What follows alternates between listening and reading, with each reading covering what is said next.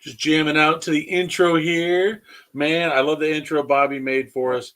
But folks, we are here back up on Huddle Up and Wait. I know it's been a while. We did the draft on the clock stuff during the actual draft live shows. We kind of went through last week, and Bret and I had some scheduling issues, and Bret had something come up tonight. So I have myself, Mr. Evan Posner. Thank you for being here Happy with to me. produce and happy to be with you. I love coming on with you, so it's all good. Happy to chip in. I feel like it makes your week whenever we get to do a show. I enjoy it. No, but I'll be here. I love producing your show. So if I'm watching it, I tell Bobby all the time, I might as well just produce it at the same time. So I'm all good. Yeah, and I appreciate you coming on again. And I know that you're producing out for the show to help out guys like Bobby and Alex because we know they're busy guys, and then you already do your own show, so it's like thank you for being awesome, Evan, and helping out. I appreciate it. No, I love all the shows, and it's important, right? Because if ever one of us can't bang it out, like it's like we all have different lives, we all have kids, we all have support. Yeah. We have to support each other, especially all of us. Now we all have kids. We all need to support each other. And my routine is sort of that early routine. Like my kids crash like 7:30, 8 o'clock, and they're like, so for me, anything post 8 o'clock, especially on my network, I have my podcast and all that. They're down by 7:30, so I'm good. I have them routine. That's like you're thank you for your service, but you know what the routine is, and I make sure my kids are on a routine, so I'm all good. Yeah. Well, they're on routine and poutine. Exactly. They like poutine. They like poutine. That's a great line. I don't knock it at all. I love poutine. You kidding me? The best. Yeah, like I've heard some people are like, "Oh, at least we don't have poutine." I'm like, "Have you tried poutine?" Like, yeah. I wish America had poutine. Yeah. What's up, John? Folks, since we're here with Finns Talk Sports Network, and before we get into all the fun stuff, please go on Finns Talk Sports Network and Huddle Up and Wait. Hit like and subscribe. I promise you're not going to regret it because of the fact, ton of content. You got Mr. Bandwagon up there for Miami Dolphins coverage. And we go at it, you and me, a lot of fun. He shows the East 10th Street boys on the clock for draft. I mean, I believe we're going to be doing that all year round, diving straight into the 2024. I'm already starting to research it. Yeah, so I just go like and subscribe. You're not going to regret it. There's content all over the place. The wrestling shows that have been killing it, especially now with all the pay-per-views that have been going through, and you're probably going to get a pretty nice review show from Backlash. So you don't want to miss it. Yeah. No, by the way, it was one of those shows last night which I did watch that was hit or miss. But honestly, I'll just give you a side note. I want to go up on the whole bar. The next match, if they're smart, WWE, if they want to take these celebrities, they should do a Bad Bunny Logan Paul match. That thing I think would be rocking. My only thing is, I love Bad Bunny, but the thing is, you can tell Paul is a lot more athletically gifted. Oh, for sure. That's the thing. Like when he came in and the boxing well, not even the boxing. When he came in and did what he did in the first couple matches, like with Roman Reigns and then the Royal Rumble, like I was in awe. Like, okay, I ragged on Logan Paul for years of just being the celebrity guy, a YouTube star. He comes in, his brother's the boxer. Like his brother's a legitimate boxer. I'll give him that. But then he comes in and he's just this ultimate athlete doing moonsaults, and I'm like, the celebrities aren't supposed to be doing stuff like this. No. So I give him all the props. And then the Seth Rollins match, my God, I could have sat and watched them go for another hour. That was beautiful. Yeah. Now, this is the wrestling show. Look what you did to me. Anyways, no, this is a post-draft of top drafts and worst drafts for the teams in the NFL. I know there's a lot of stuff in the middle, but I feel like so many people are talking about all the good drafts, and then now I feel like, don't worry, Miami's not going to be on my worst draft list. Don't worry, Evan. Don't worry. There's not going to be any hate there. Josh, what's up? No, by the way, I don't know if you stopped at to see Bandwagon, or maybe you couldn't. But I saw Bandwagon. Yeah. Come on, that was a pretty good spin, eh? To be a homer I am.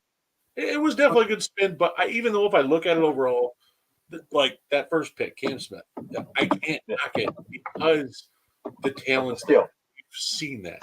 And we know how that defensive coordinator loves to run his system. Fangio loves his corners. They love him physical, and Cam Smith is that. So I can't sit there and knock it, especially because it's been – I know you just got Ramsey, but with Byron leaving and what is it, Benegay? Igabogany. Yeah, Igabogany. Igabogany. I always mix that one up. So he's like on that fringe of being a possible trade prospect because of his play being up and down and his pay and stuff like that. So now if you get a young guy like Cam Smith coming in who's hungry to earn that spot, it's a good move because now you solidify your secondary. And I like the move, but yeah, they're not on the worst, but they're not on the top. But they're not on the worst. They're more the middle of the road for me on the draft classes. But I mean, let's go ahead and jump right into it. I mean, the Aaron Rodgers news shook up the NFL a little bit on the draft board past 10 because the Jets gave them the 13th pick and they got the 15th back. And you saw with a couple of those draft classes in the beginning of the effect of it. Green Bay moved up because they wanted Lucas Van Ness. They didn't think they were going to get him at 15. And oddly enough, the Jets took an edge rusher at 15. So they were probably eyeing him at the 13th spot. So it just shows you what the effect of even moving 2 spots was. But I'm going to go ahead and start right off the bat. My number one, Evan, Pittsburgh Steelers, man. They killed it. Like, I know a lot of people say, like, try to hate on Pittsburgh and, oh, yeah, it's because they got most Super Bowls. No, they had a really good draft. I can't knock it at all. I mean, they traded up to get Broderick Jones with the first overall of their draft class. Yeah. And I love that move because Kenny Pickett was running for his life last year. And Najee Harris was running for his life trying to find daylight for lanes. Now you get a guy that has all pro ceiling talent, that has that chance of being all pro.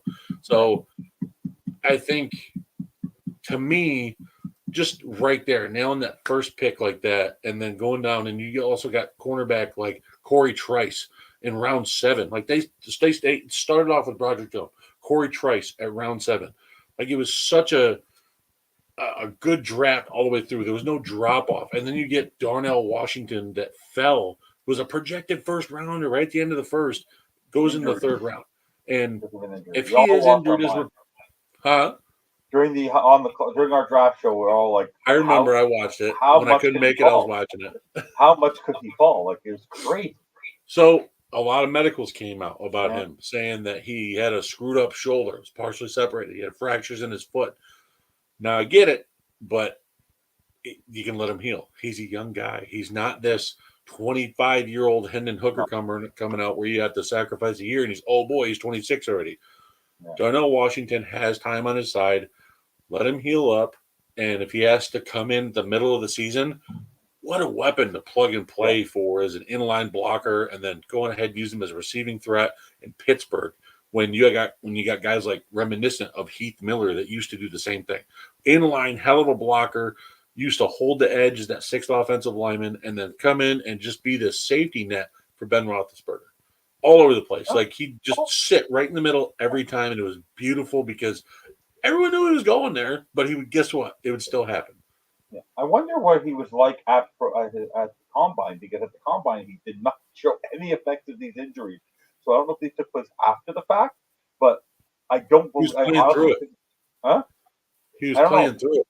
Playing through it, but man, oh man, if that's what he's doing, playing through it, imagine when he's healthy. Yep. Like, we were really, I'm pleased with overall the talent that some of the teams got was great.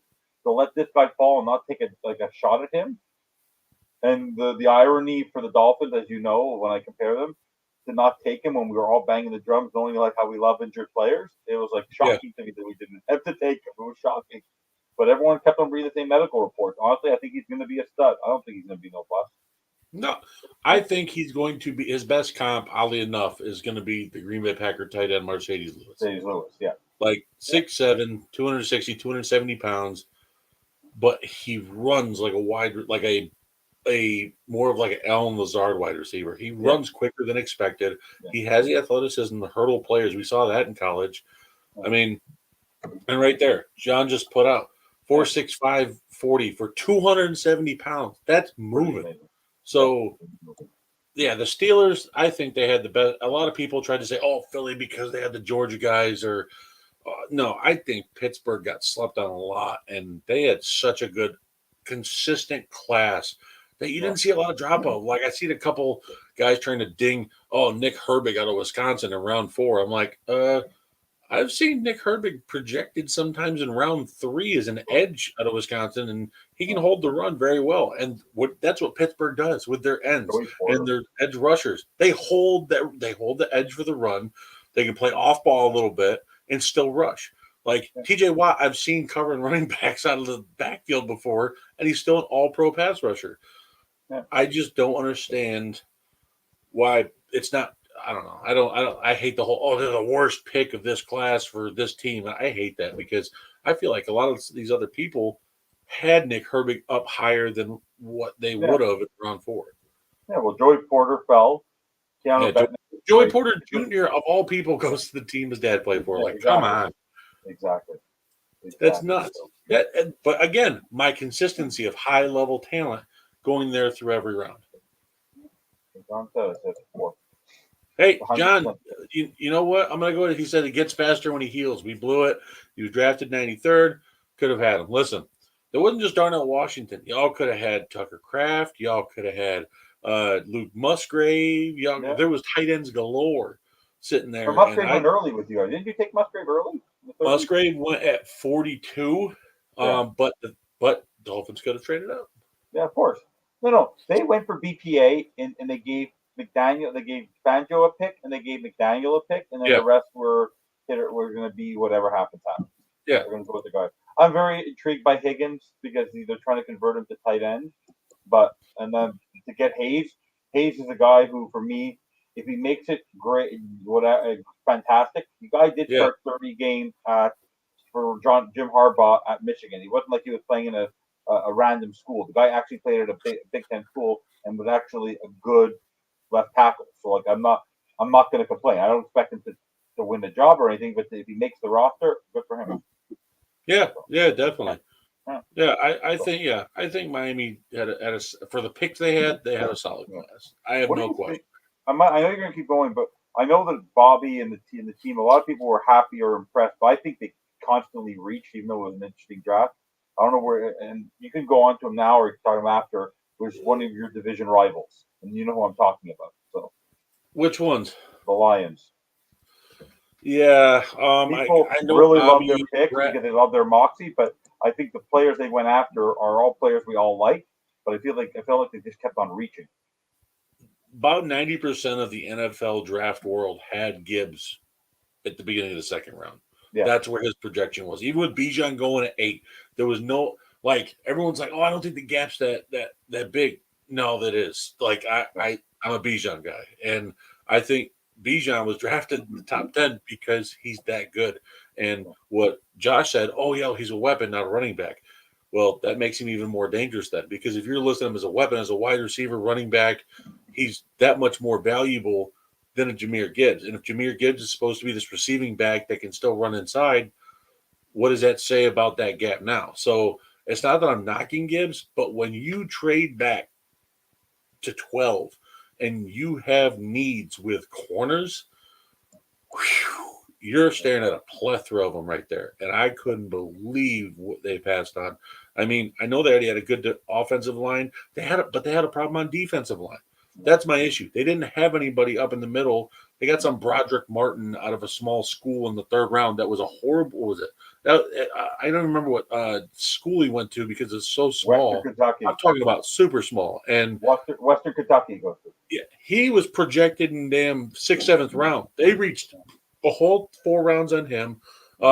Jack Campbell, yes, he was on a lot of people's boards, but Lions, they had a rough draft overall, in my opinion, because of the fact of they had their 2nd round. They had a couple good picks. I liked it. Yeah, they took Laporta early. They took Laporta early, I think. I think, Laporta. He was gaining steam on some draft boards towards the end, but I didn't have Laporta anywhere near a Dalton Kincaid or a Michael Mayer or a Luke Musgrave or a Tucker Kraft. Laporta was below them for me. And when they went out and got Laporta, I got to see it. Because The real reason I'm not knocking it is because Iowa has a tight end bloodline going, and you can see it with TJ Hawkinson. You can see it with George Kittle. You can see it with Noah Fant. Like the tight end talents are there that go through there. So I can't sit here and knock it until I see him play. But yeah, it definitely felt like Laporta shouldn't have gone that. Jack Campbell, I feel like he was number one on some people's inside linebackers boards. I liked him in the draft. I specifically like Drew Sanders better. Like I loved Campbell, but I feel like there's some flaws to his game, and I feel like that's what kind of resembled of what Detroit had problems with before. I know they have Rodrigo now inside linebacker, but man, I just feel like there was so many better options there. Now, them getting Hendon Hooker, though, in the third round, that was a really nice snag. I expected him to go in the late first, even early second. To see him fall, again, you've heard me before, Evan, say it. Like, he was a Heisman candidate. This dude was a throwing quarterback. So, I don't know. Wait, what did John say? What do you guys think about These trading? are all about Nick Chubb. But the Cleveland's been talking about Nick Chubb and Kareem Hunt for years. Well, Kareem Hunt's a free agent this year. Yeah, I think he's a free agent, but last year they were talking about it. But right now, the problem with the running back class right now, like in the NFL, you have Henry, you have Cook, you have Eckler, you have Chubb. Like, you're talking about 4-star running backs who all want to move. Ezekiel Elliott is still on the market too. Yeah, but I'm saying 4 people who are on rosters who would need to be traded, who are commodities. Well, you know what that proves? Is that you don't need a superstar running back to win anything, because they're all so interchangeable on each other's teams. It's not a premier position. It's not a premier position. It's a helpful position. You need a balanced attack. You know that in Green Bay, you need a balanced attack to have that basis. But it seems right now that people are not so gung-ho about going to get these star running backs, because they seem to just it's all plug and play. It is what it is. They're great players, but then you sort of have to rethink your offense. You have to rethink your scheme if you bring in a stout running back, right? So. Yeah, and you know what? I know get a little off track here. I got to go back to one of my top draft teams. I saw it with early on when the first 3 picks, Houston Texans. Like, what a move! I know a lot of people said they gave up a lot to move up and back into 3. Well, I don't care. They just went and got 2 blue chip players that they needed. They needed a top edge guy that'll set the bar. Like, Will Anderson is their Khalil Mack. It's their TJ Watt. That's their blue chip edge rusher. And then they went out and got CJ Stroud right before that in the 2nd overall pick. Like, they just changed possibly. I'm not saying it's gonna be a guarantee, but what I'm saying is they possibly changed the trajectory of their franchise if both of these picks work out for the next 5 to 10 years. Like, that's how big these 2 picks are. And people kept saying, oh, yeah, well, they gave up a lot for it to move. I'm like, I don't care. I'm like, think about it. Franchise QBs are so sought after. And they got it in the 2nd overall pick. They traded back up to go get their blue chip edge rusher, which is your QB of the defense, basically, especially if he's that good. Yeah. All I'm going to say is Houston went ahead and knocked it out of the park, in my opinion. I mean, one position I like that they got, and they already had Christian Harris there from Alabama from last year. They paired him up with his teammate, the Henry To'oTo'o from Alabama. And every time he fell. Yeah, we wanted him. I thought he was going third, fourth, latest. That was probably early 4th was the latest. Yeah. So he fell, and Houston paired him up with his old teammate Alabama, so they know each other like the back of their hands. And now you put them on this defense as the 2 signal callers, the 2 green chip guys. I love that. I love that. Houston went and did that. I mean, they went out and got weapons. I mean, they got Tank Dell from Houston. They went ahead and added Noah Brown from the Cowboys in free agency. They signed Robert Woods. They're getting John Mechie back. Don't sleep on Houston. Are they probably going to make the playoffs with a loaded AFC? No, but they're going to be scrappy. DeMeco Ryans is going to have this team ready to fight. We saw it last year with Lovey. Lovey had the Texans in games you would think that they wouldn't be there, and there was barely any talent there. And you forgot about Dalton Schultz. Oh, I totally forgot it. Yeah. So now they have a tight end that can block in line, go out and slot. His only problem is health.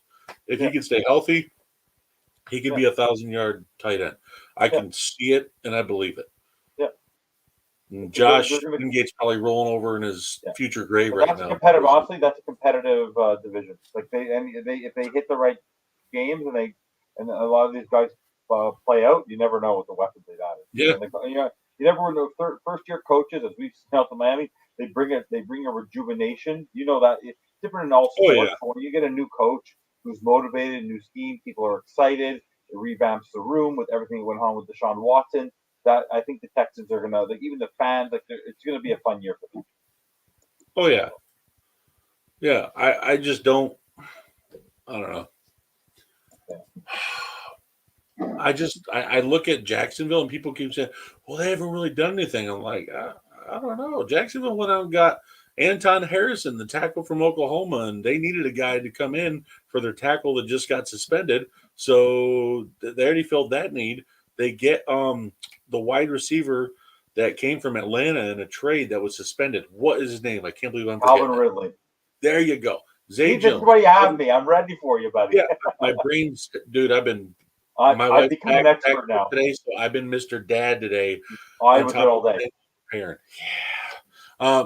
So that with that, man, they reached. Jacksonville. I feel like people are sleeping on them though. Like everyone counted them out last year, and look what happened. I mean, and plus they got another wide receiver to add to this group. You have Zay Jones, you have Calvin Ridley, you have Evan Ingram, and then they went and got Parker Washington, the big play machine out of Penn State. And Penn State has just been churning wide receivers out for the last decade. Like, if you go look at who they put out in the NFL, some have been in for a couple of years and went away. But for the most part, look at last year. Jahan Dotson. Like, what? Yeah. Really? Yeah. Allen Robinson. We've seen him turn it up in Jacksonville and then over in Chicago. So it's just these guys are, how do I put it? I feel like they're overlooked always when they come out of Penn State. And when you go ahead and get a guy like Parker Washington, give him to Doug Peterson and that offense with already a talented wide receiver room, and you can use Washington as like a running back hybrid too on sweeps and other little option plays. I really like Jacksonville's chances of repeating. Because one, they build off of what they had last year. They didn't really get worse in any area. That's the thing. Like, if you look at it, they didn't get worse. Now, Indy, we're talking about division. I'm going to go through it. Indy, you could tell this year Chris Ballard was drafting for his job. He wasn't drafting out of his past needs like he was before. Like, to go get Anthony Richardson this year was big for him. And then getting guys like Josh Downs in the draft, adding on with Alec Pierce already. Like, guys like that. I mean, I don't know. I just see Indy getting better, but I also don't see them. How do I say this? I don't see Indy going to make a run for it at the AFC South. No way. I don't see the Titans either. The Texans, like I said, may make some noise and getting scrappy and doing all that, but I see Jacksonville repeating. And Doug Peterson took this team from going worst to first and also winning a playoff game on top of it. Now you give him a team that's essentially better for this year with an Etienne that's not injured like he was the year prior coming off. Now you get him as a fresh guy in training camp, ready to go. You get new weapons added to this offense. And you get a stud rookie in Anton Harrison. I love Anton Harrison. I feel like he was overlooked in those tackle positions. And I honestly thought he would have been the guy that had been the Darnell Wright that would have climbed because I love his tape. And I just was shocked at the fact that Jacksonville was able to grab him. And I'm like, that's great. Yeah. So I just was shocked that they reached on. We all talked about it because even the Dolphins were talking with him. But the way they drafted, I really enjoy. I like Anton Harrison. I like Bigsby. The fact that they were able to get Parker Washington, but the fact that they went after Bret Strange, who no one talked about, to go get him at 61, pick 30, round it was a reach. It was a reach. This guy could have gone in the 6th round for all we know. But Strange they really liked him. Yeah, 4th, 5th should have been. Yeah. They go 30. I was shocked. Number 61. They go 61 as early. But also, Doug Peterson has been around Philly before he went to Jacksonville, and look at the tight ends he had. Yeah, can't question that. Mr. Ertz, Mr. Goddard. I mean, I get it. He's not the GM. I love Doug Peterson. That's who we wanted. Like myself, Bobby, we all wanted a veteran head coach in Miami, and like Doug Peterson was the guy for us. So the guy knows what he's doing. He is a player coach, and when you get a player coach like that, you get that one heartbeat, one mindset to be on the same page. Like, yes, the certain ball bounces away on the field for certain fumbles and interceptions, stuff like that, stuff you can't control. But for the most part, I kept telling people, I'm like, do not sleep on Jacksonville. Don't sleep on them. Don't sleep on them. And last year, they were coming up and sneaking up, grabbing the division, getting hot at the right time. Took out a vaunted Chargers team that everyone thought they were just going to mollywop them in the playoffs. So, like I said, I'm not trying to hammer the Jaguars here, guys, but phew.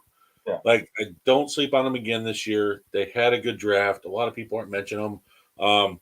Now, since you decided to jump ahead in the worst draft category with Detroit, I'm going to add another one for my rival.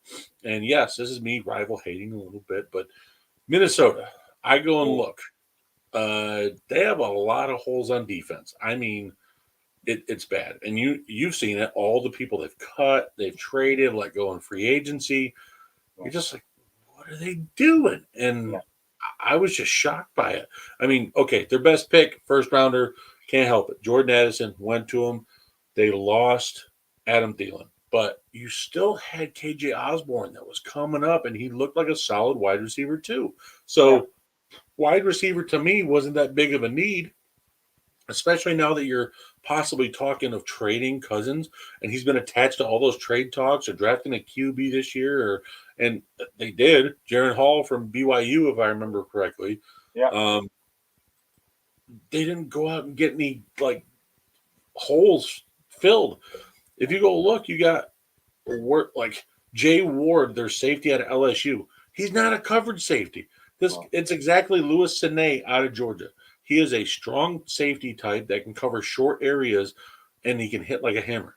But where's the guy that's going to help out Harrison Smith in the back? Because Harrison Smith is so old, he's losing his steps. They lost Patrick Peterson, and they're relying on guys that they've drafted the last couple of years. I don't like it. Like Minnesota did not like their offensive line. Kirk Cousins, he gets dinged a lot. But I'll interject this quickly. They took Mekhi Blackman, Jay Ward. Those are kind of picks because of my experience with this guy. A lot of the picks they made were very, very head scratching picks, and they're because of the fact that it's Brian Flores. Brian Flores likes to mold people to under his wing, under his design. He likes to go, and if he doesn't, and they that's not where the Vikings are in their stage right now. That's the problem. They just went to the playoffs. Yeah, and I think they're going to take a step back, but they took a chance on him because of his success in Miami. But I think he just went after the players he thought will fit his scheme, and I think he's trying to. But I think it's not going to work. I think he's going to be a mess there because I think he's just people know his defense now, and I think people are going to figure it out because you need two stout. The problem is that his defense in Miami, you know what it relied on? Two stout corners. So he went to draft two corners now, but Blackman and Ward are not sure things. No. They're not Byron Jones and Xavier Howard. I promise you that. That was the linchpin of his defense. Is two great cover corners, and he ain't getting that this year. So he'll have to change up his scheme, or he's going to struggle. Well, you go and look. The corner they drafted out of Clemson last year. His name is slipping my mind, but he was rough. They tried to put him in a man-to-man position, and he was a zone corner, and he was just getting beat constantly. And then he had his ankle problems flare up that was heavily reported in the draft analysis coming up to that. They ignored it.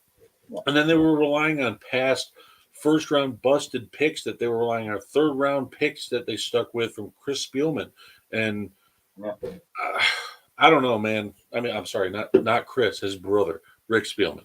Chris is the Lions linebacker.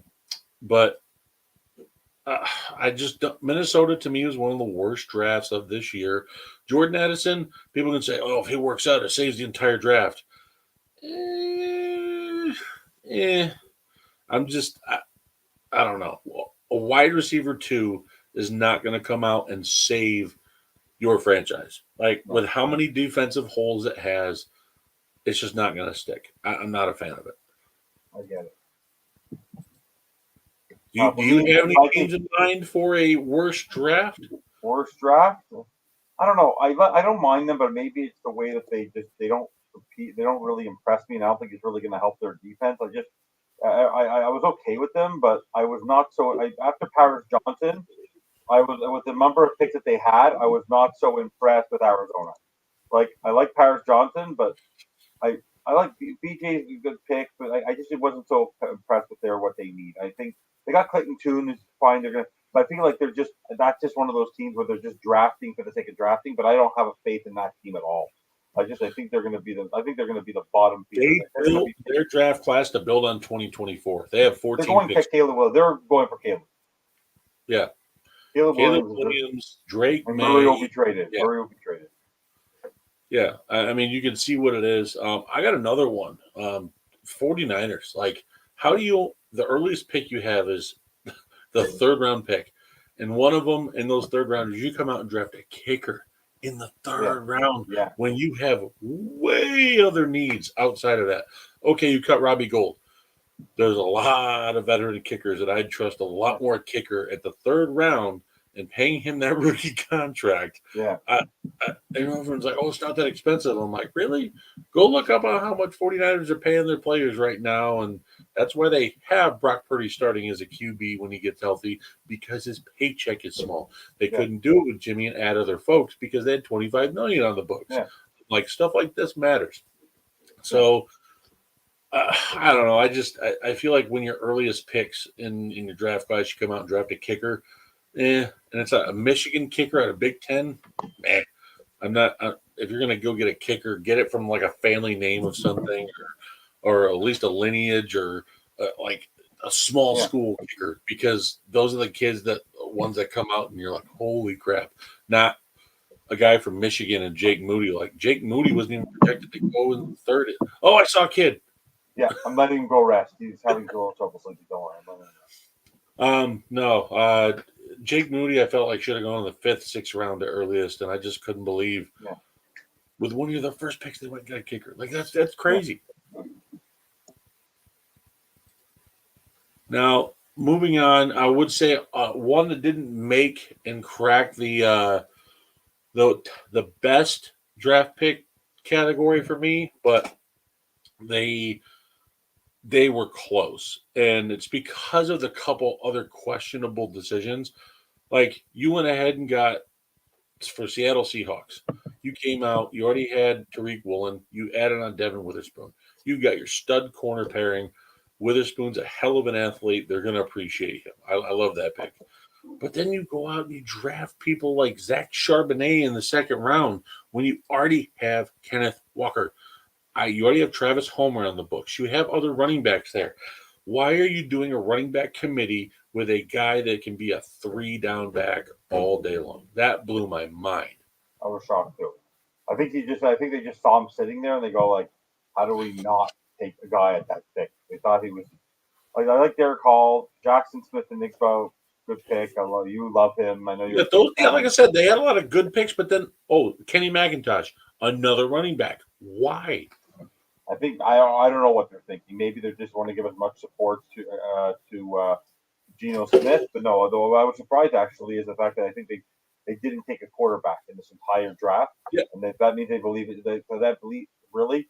I understand Geno Smith has proved something, but I don't trust Drew Lock as far as I can throw him with Hendon Hooker. I'm sorry, I would have taken Hendon Hooker. That's what I was Drew is hoping they would nothing. take. I would have if Geno Smith gets injured, they're screwed. And that's a division. You want to know what? With Brock Purdy being just a second year quarterback, you don't know 100% what you're going to get from him. And also, you don't know what you're going to get from the Trey Lance might get traded. That's a division that's open for people. The Rams aren't going to be good. The Rams are not going to be good. The Cardinals Mhm. aren't going to be good. So it's San Francisco's division. So I would have shored up a lot of the needed positions because Seattle could have really competed for that division this year. Yeah. Yeah. So, that's what I think in that sense. No, but my cousin's a huge, and I know a bunch of my buddies are huge Seahawks fans. They were happy with the draft, but I agree with you. I think it was a little. I wasn't so impressed, like in overall. The one thing I actually loved the picks, but I was surprised they didn't actually take a quarterback in the draft, which means they're relying on Kyle Trask and Baker Mayfield. Is is the Bucks. Like Yeah. Kansas, I like Mock. I loved throughout the draft. I was happy with him. Get him at 48. Yeah, Dabby was great. I don't mind those picks. I like Kansas, but the fact that they did not take a Hendon Hooker when they could have had him at 48, I would have Yeah. taken him over putting Mock. The fact that they're not building for the future and they're putting all their eggs in a 1 year contract with Baker Mayfield. Baker Mayfield is not going to be their franchise quarterback, and neither is Kyle Trask. So I would have gone to get a quarterback in the first 2 rounds. Yeah. That was what you saw last year. No Brady, no bueno. So That blew my mind on Yeah. the team that had all the weapons around them still. Yeah. I mean, you have a second year running back coming out. You have Chris Godwin, Mike Evans, up and coming tight end. That and all the defense is still there. Like you had Akeem Hicks, who I believe retired. Like, okay, that's an easy fill. But all the players are still there. You still have Levante David come back on top of Yeah. it and keep this core together. And their offensive line, they got rid of Shaq Mason. They filled that in the draft class, but yeah, no quarterbacks. And then there's not much else out there. Lamar signed. Rodgers got traded somewhere else. Like Jimmy No one else G's there's a lot of quarterbacks that are gone. I mean, I don't understand it. I think it's a Todd Bowles thing. I really think Mr. Defensive guy thinks he can rely on defense. But at least Nico Ryan got out of his own way and knew that CJ Stroud was sitting there. I'm not going to not go get him. And in the end, I think he went with his quarterback. Then the opportunity came up to go get Will Anderson. But in the end, I think he realized you need a franchise quarterback. You can't just rely on a mundane quarterback. You actually need a capable quarterback in order to build yourself up.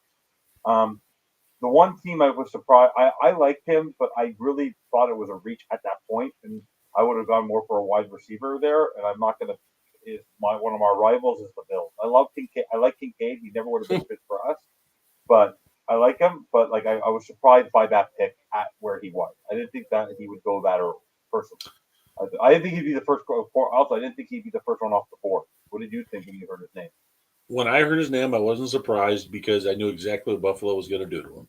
They're going to make him a big slot wide receiver / tight end because they already got Dawson Knox. Dawson Knox is that inline blocker, and they were needing a guy to be that premier slot weapon. Like they tried to make Gabe Davis do that. They tried to make Isaiah McKenzie that, and it didn't work. No. So they needed a secondary option that was going to be consistent to Diggs, and putting in a guy like Kincaid with his athleticism and his size and his catch radius and his speed. I mean, there's not going to be a lot of safeties and linebackers that are going to.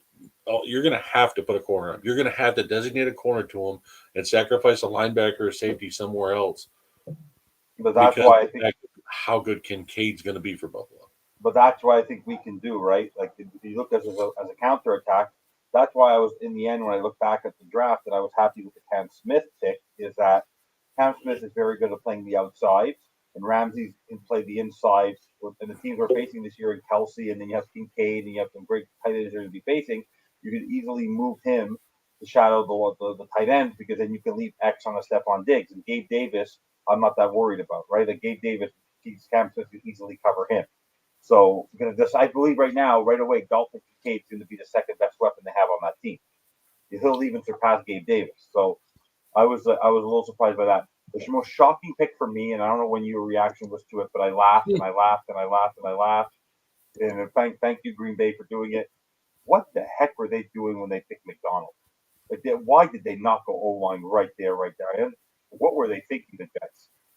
Like, I would never have gone. Their defense is so stout. They thought Lucas Van Ness was going to be available to be able to add on to that because guys like Carl Lawson might be a cap casualty. They reached. So with that, they thought he was going to be there. And everyone in the NFL world, that I've been able to talk to, thought and Jigbo was going there, including myself. I'm like, oh my God, it's going to happen. Oh my God, oh my God, oh my God. There's a wide receiver still there. We all want him.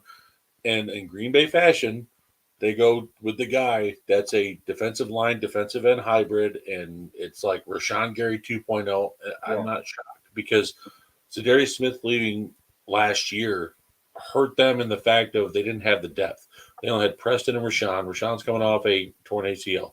So they needed a guy to be able to have that same freakish athleticism. He only played 2 years, and that's what hurt the Jets because that's what was coming out, who they wanted. And I get they wanted an edge, but yeah, Will McDonald was total reach. He was a mid-second round edge guy all day long. Even I seen him projected in the third, and I was like, really, Will McDonald? So many linemen they could have had. I feel like there could have been defensive linemen, defensive ends, or even just straight pass rushers that were available in my eyes that were more like Zach Harrison out of Ohio State. Yeah. That I was amazed that Atlanta got him, and I'm like, dude, he's going to be a force down there. And I feel like Zach Harrison would have. He felt more like what the Jets would run and do with players than what Will McDonald does. Yeah. Oh, for me, the scariest thing, their best pick for me, and I think they're going to be an amazing 1-2 punch. Is going to be Brees Hall and Abanikanda. Like Israel Abanikanda is like, wow, for a little guy, he can. But I think that's going to be an interesting back. But Brees is he's one of those same situations. Yeah. You look at Brees, but look at all the other backs they have behind him. Seattle has the same thing. They went and got a running back when they didn't get OBJ. Like they went and signed Randall Cobb. So why wouldn't you go look at a possible wide receiver to go in there and work as a wide receiver 3 or wide receiver 4 with Rodgers instead of, I don't know. I know he doesn't work well with rookies, but if you give him limited snap time with him, I feel like they grow more. If you throw it on him initially, like I saw in Green Bay last year, I knew it wasn't going to work out. The Jets, when I saw the Abanikanda pick, I'm like, what? Like, they got Michael Carter. They got freaking Brees Hall. Like, what is going on? And the Seattle did the same exact thing with the running backs, and it's very mind-boggling. And all the Jets fans have been in all the Packers fans' mentions for weeks and months, Evan. So all we've been hearing is hashtag Joe Douglas masterclass. Oh, my God. Bobby loves him. Bobby loves him. He likes Joe Douglas? He loves. After last year's pick with Sauce Gardner and Brees Hall, like he would have traded Joe Douglas for Chris Greer and Tyreek Hill, knowing him. Which is very funny. Do people forget why he had those 2 first-round picks to be able to do that? Yes, I do. Because Seattle was dumb enough to give 2 firsts for an overrated Jamal Adams. You remember him? That is obscured nobody in Seattle no more because they got Quandre Diggs now. Exactly. So that's the only reason they had 2 first. And the other one they got up that high for Sauce and Garrett Wilson is because they were bad. Yeah, I know. Ever since Jets have had Joe Douglas as GM, I think he's 20-46 as the GM of the Jets. Yeah. Joe Douglas, no. I'm sorry. The guy, what's funny? In the years past, I must say, because we're talking about the AFCs, in my life, because I think he's one of the worst general managers, worse than Joe Douglas. He's a great coach. Awful GM is Bill Belichick. He had the easiest first-round pick he's ever had. They get Christian Gonzalez at 17. Everyone thought he's a top 10 talent. Yeah. To get him where he was, Bill Belichick, I'm surprised he just wasn't like, I thought he was an extra high pick out of it from trading back for the Steelers to go get Broderick Jones. Bill Belichick, and it's true. Everyone supported it. They have like 100 players on their big board, and that's it. Like they don't have the 200 or whatever everybody else has, or 5 or 6 people at each position. They don't have that. Like the Patriots have very minimal players on their big boards, and they're all high talent guys. But if Bill Belichick doesn't like a player, he does not make his board at all. Yeah. And the one interesting thing I wanted to mention, which is interesting to bring up to you, and I want to get your opinion. The one the team that I was most, I guess maybe it's because they get away with it. People are very critical of everyone's picks, but because you're Andy Reid and because you're the Kansas City Chiefs, people don't really criticize their picks. But most people, and including our draft shows, never really. I don't think we ever talked about Uzama, Rasheed Rice, Wanya Morris, Connor, BJ. Like I'm looking at their draft board, and I was most of big these on guys, Rashay Rice, but it's just his Senior Bowl bothered me yeah, because he was having trouble breaking away from coverage. Like he would yeah, in college, he would have a route that would open up for him instead of him releasing off the line.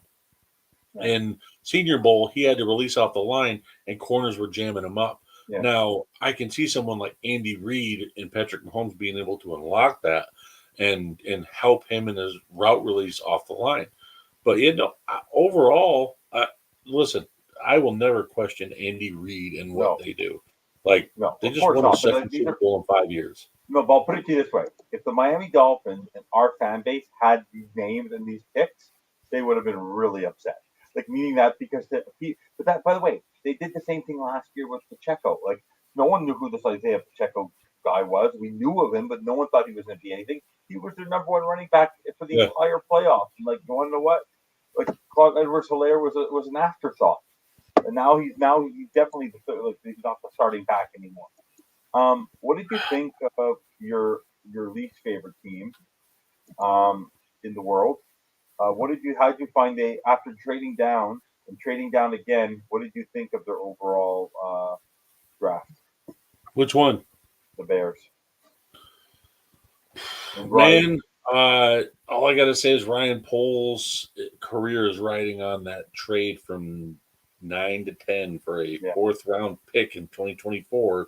Because if Jalen Carter ends up turning out anything like DeForest Buckner, yeah, he's in trouble. yeah, Listen, I get they got their tackle, but it wasn't your blindside tackle. It was a no, right tackle.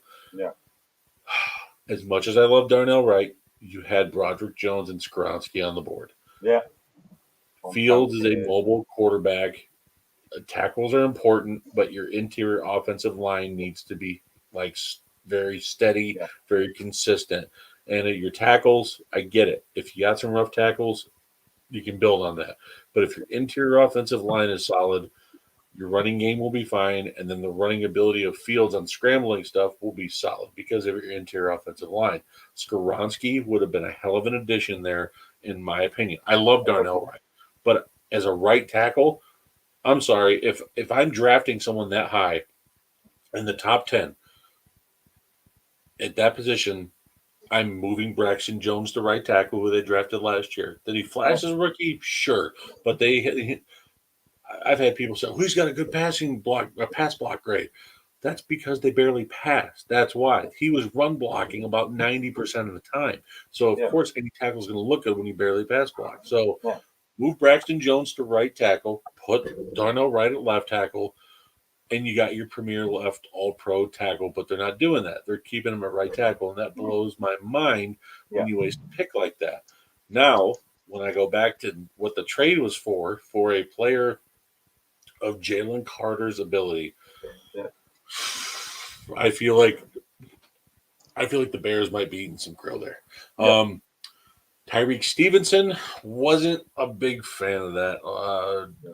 I feel like he could have went a whole round later. Yeah. Um, I like the other picks though. Chicago did have a good draft after that, but I feel like also that the idiotic move, even after so they went ahead and traded for DJ Moore. That was a hell of a move, getting them swapping for that trade of the first overall pick. That was fine. Love that move. But what was the point of trading for Chase Claypool? Like Yeah. you gave up the first overall pick in the second round, and you could have had Joey Porter Jr. Like they, as a corner room that needed help because Jalen Yeah. Johnson was showing that he can't be that consistent No. cornerback one. Kyler Gordon looked okay as a rookie. Like once you moved him outside, he looked good, but there was inconsistency. When I see that now, if you could have had Joey Porter Jr., it would have solidified the secondary because you got Brisker, you got Eddie Jackson. That would have been a defensive secondary you could not throw on. But now I don't know. I like Joey Porter Jr. more than Tyreek Stevenson. That's Yeah. just me. Um, I feel like that value last year where they tried to outdo the Packers just to get Claypool because of the fact that they could keep him out of the division or keep him away in the division, away from a rival. I feel like that was just such a wasted draft pick of a trade. Yeah, and now they also have him, and they have DJ Moore, and they have a lot of They did. I think they overexerted themselves there a little too much. This is the draft class that Ryan Poles is gonna have to live with, good or bad. Like if it turns out great, I'm happy for him. I'm not knocking him. But Noah Sewell is a pick he lucked huh? out on. Noah Sewell was the pick I was very impressed with able to get that But late. they I like Noah. again, they didn't need him. If you go Yeah, look at the he's just a linebackers, good player. I'm just saying he's a good player. He's a good player.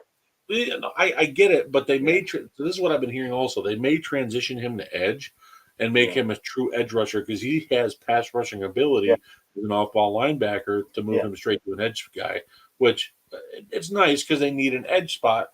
But I don't think Noah Sewell is a premier edge rusher. Like if you go in and he's a blue collar guy that gives More you in line. 100%, sure, but I don't know. I feel like there was other needs. I feel like there's other guys available that instead of Sewell, because you had Sanborn, you have Edmonds, you have Edwards. They've got linebackers for days there. So it just makes me think this is the draft class they're going to live with, good or bad, right here. Yeah. It's going to make or break Ryan Poles because they had his draft class last year, and it was already handicapped because of Ryan Pace from before. Now he had all these picks. Now you possibly, on top of that, gave up Jalen Carter. On top of it, this is the one that might hurt, in my opinion, because I think Carter's going to be damn good. Speaking of Jalen Carter, so what are your how did the rest of the league take a team that only lost one football game in the regular season and basically say we're going to turn you not to the Eagles but into the Philadelphia Bulldogs? How the heck do you let Jalen Carter, Nolan Smith, Sidney Brown, how does Kaylee Ringo go 105? How do you let this team who already has the embarrassment of every rich in the NFC get this like players like this? Like those first 5 picks were like I don't know how they made it to where they were. It was Howie shocking. Roseman is a hell of a damn GM. Yeah. Like, he reminds me of what the GM in the movie Draft Day is, where he Yeah. makes those crazy trades, goes up and trades up for number one, and then next thing you know, ends up getting his 3 first rounders back for a player when they already had the guy they needed. Like, it's just, he reminds me of that GM. And Yeah. the thing is, how he makes it work. Like, Yeah. they had that first up early on the board because of the moves that Howie made last year. Yeah. I can't sit there and knock that. But no, man, hey, it's been a pleasure having you on. I got to ask this. I usually do this at the end of the post draft shows every year, whatever show I'm on. What's your bold prediction right now? AFC, NFC, Super Bowl teams. Right now, I Way won't be a too homer. early bold predictions is what I call them. I can't be a homer, right? If you want a homer, I'm not stopping. If you want to go ahead and say Miami Dolphins, go ahead. I'm not Right stopping. now, I'm saying the Dolphins because I really think that's bold because of the fact that I actually am thinking it only because I think they are that one piece away on the offensive line and at running game, which I think they will figure out post June 1st. And I think people are talking about them being at the same level. Oh, the Jets got Aaron Rodgers; they've now surpassed them. If we get Dalvin Cook and then we add another, like even if we add Cameron Fleming or we add another person or we add another player of veteran leadership, I think people are not that people are holding off. That's what people are ripping us on. Who's our true star lineman go along with Ron Armstead? Who's if he gets injured or what's going to happen? But I want to make the funny joke to people. If Tua gets injured, Tom Brady's coming in. If Tom Brady comes in, we're going to the Super Bowl anyway. So for me, I'm not that worried. Like that's why I'm not. For me, the bold prediction is the fact that people have no expectations. But Bobby said, "Oh, it's only one playoff win." I have higher expectations than that. I expect them in the AFC. I expect them in the AFC Championship for the Super Bowl this year. That's just how I am. But I think that's bold because of the fact that no one expects them to do it except me because I'm insane. By the way, in terms of the other side, tough to say because besides the Eagles, it's a really, really tough call. But I'm going to make a bold for me. If I were to say anything, I'll be shocking that I might see the Seahawks shock people. I really think they can win that division. And if you end up winning, if they end up because if Brock Purdy ends up being an aberration, no matter what Christian McCaffrey can do, but I'm about to go on a limb and you're going to be shocked. You're going to be shocked. I believe that your team is going to win your division. Nope. Don't be shocked. I'm telling you. I am not impressed by Minnesota. I think Detroit didn't go get the players they need to win. I think you guys are going to compete, and you guys are going to win 9 to 10 games this year. I have a gut feeling because the pressure you guys. I'm telling you this as my bold prediction. The pressure is off your shoulders. There's zero expectations from your team, and except for Aaron Rodgers, what did you guys lose? And you guys got a motivated guy who's now been groomed for 3 years to play. LaFleur's no dummy. I have a feeling that you guys are going to shock people. Your defense is still stout. You still have Aaron Jones. You still have A.J. Dillon. You have Christian Watkins. You have Romeo Dobbs. You're asking for bold predictions. I'm telling you right now, my 3 surprising teams this year are going to be Miami, Seattle, and Green Bay. By the way, I'm not doing it because I'm a homer. I have this feeling because of the fact that I felt he was literally holding you guys hostage for 2 years.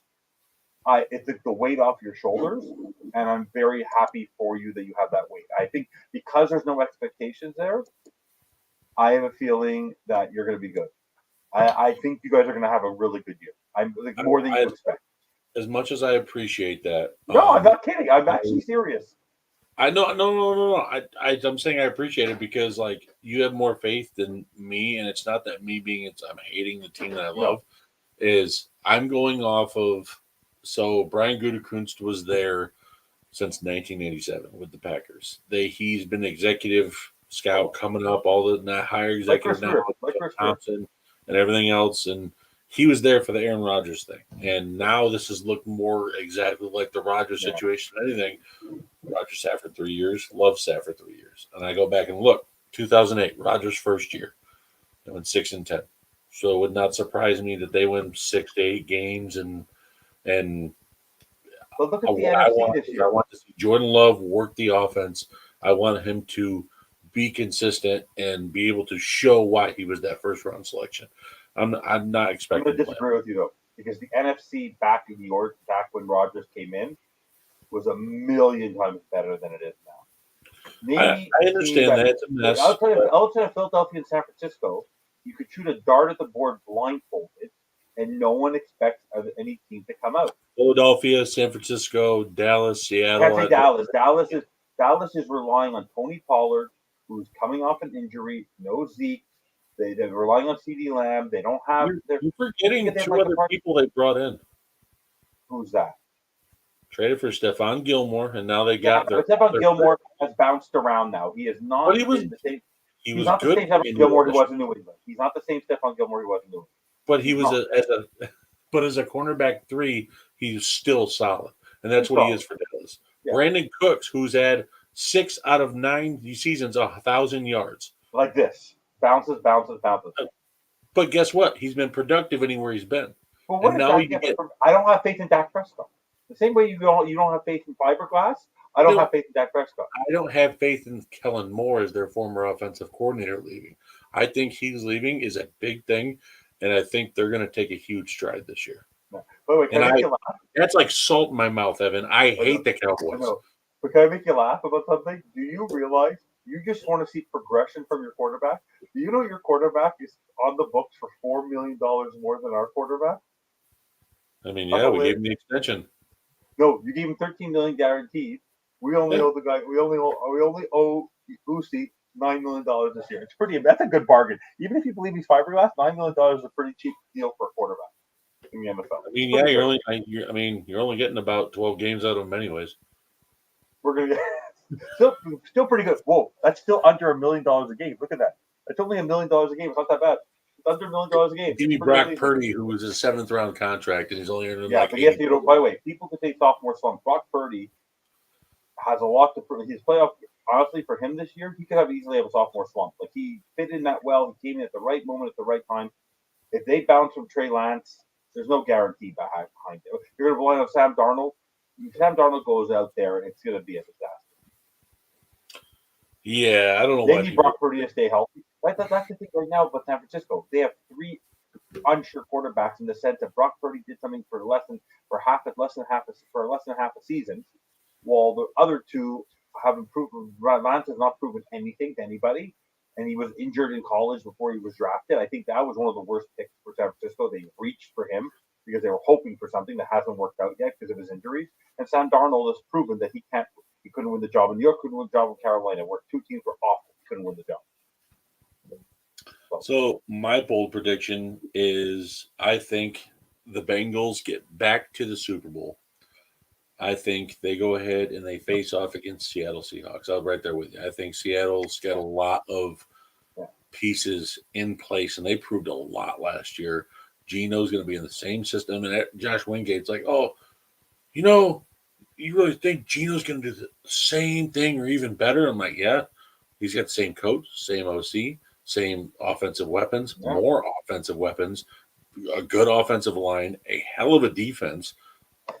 There is no reason why Seattle shouldn't be a dark horse Super Bowl sleeper right now. Do you believe the Bengals are a bold prediction if they end up losing one of the three? They're not losing Jamar Chase, but if they lose Higgins or Boyd, Higgins already came out on record when they asked him, how would you feel if you possibly had to play for another team? And he came out and said, whatever the amount is, we'll work it out. I want to remain a Bengal. And what about Tyler Boyd? Well, I think Oh, Boyd is out. I can see that because he's the older guy there. Yeah. But he's also missed a lot of time the last 2 years, and Higgins and Chase is still late. Did they draft a tight end to replace Hayden Hurst? Because I believe they did. I don't remember I'm looking offhand. right now. I'm actually looking. I don't think they did. Or they signed one. I mean, they signed one, but it's nothing. Not to the Hayden Hurst capability.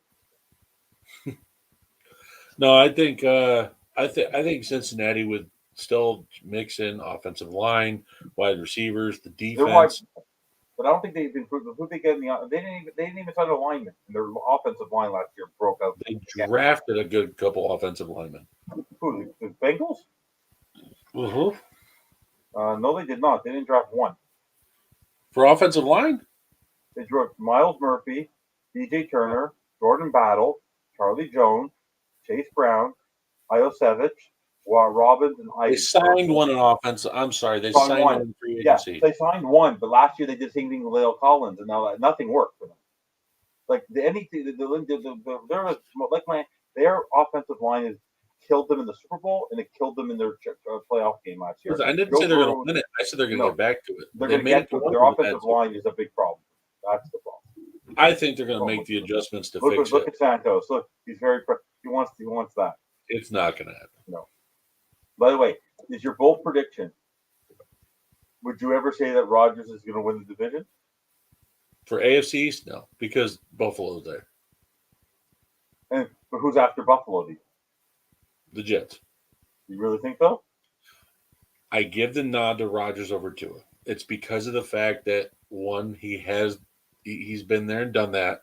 He knows what it takes. This is probably the best roster defensively overall, and I love Aaron Jones, but Breece Hall's a hell of a back, and now you add in what they have with Abenaconda. I mean, but he doesn't fit in with young players, and you saw that last year.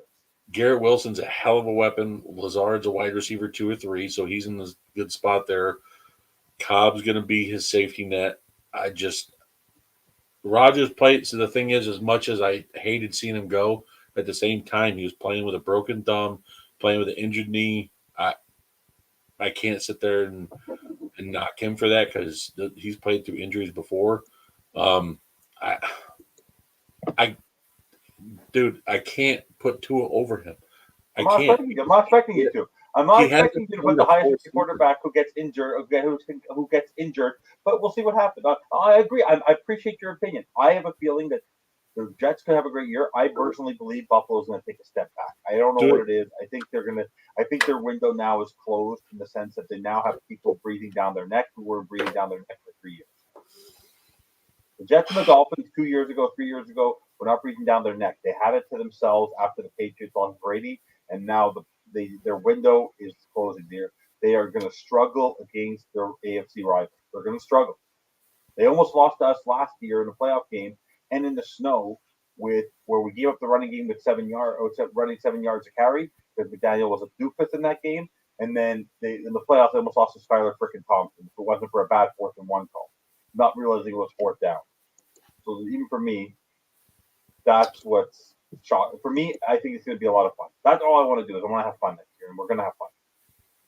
Hey, I told you my expectations are 6 to 8 wins for my team, so I'm not going over banging the drum for them and anything else except I just want to see Love prove himself. That's it. Yeah, I appreciate it, Muddy. It's it's a fun thing. That was what I felt like 3 years ago. Nah, much higher.